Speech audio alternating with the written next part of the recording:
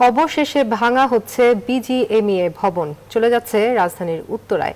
আগামী ৩ এপ্রিল প্রধানমন্ত্রী শেখ হাসিনা উদ্বোধন করবেন গার্মেন্টস ব্যবসায়ীদের সবচেয়ে বড় সংগঠন বিজিএমইএর নতুন ১৩ তলা ভবন।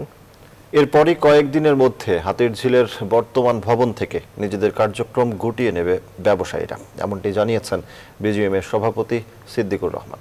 বিস্তারিত সুলতান আহমেদের রিপোর্টে।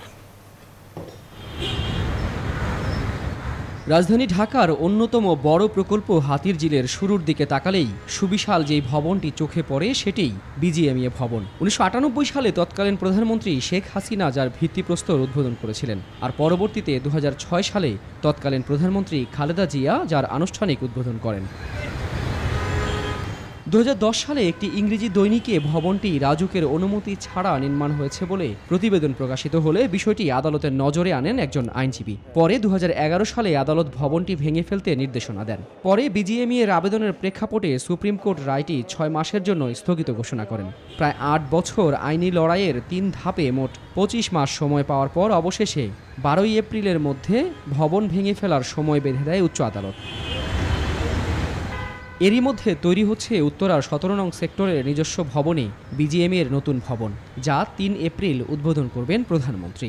যে আমরা মহামান্য আদালতের প্রতি সম্মান রেখে মাননীয় প্রধানমন্ত্রীকে ধন্যবাদ দিয়ে উনি আগামী ৩ তারিখে এই ভবনটা উদ্বোধন করবেন এবং আমরা ১২ই এপ্রিল যে আমাদের যাওয়ার কথা, আমরা ১২ই এপ্রিলের পরে এখান থেকে চলে যাব। দেশের প্রভাবশালী ব্যবসায়ী সংগঠনের সভাপতি জানান, ১৩ তলা নতুন ভবনের প্রতিটি ফ্লোর হবে ৪০,০০০ বর্গফুট। আমরা মনে করি যে এটা একটা অত্যাধুনিক ভবন আমরা নির্মাণ করতেছি। যদিও ভবনটা এখনও আন্ডার কনস্ট্রাকশন, কিন্তু আন্ডার কনস্ট্রাকশন হইলেও আমরা 2টা ফ্লোরে আমাদের অফিস ওখানে শিফট করতে পারবো।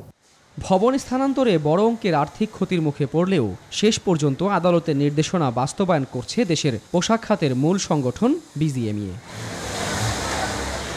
সুলতান আহমেদ, নিউজ 24, ঢাকা।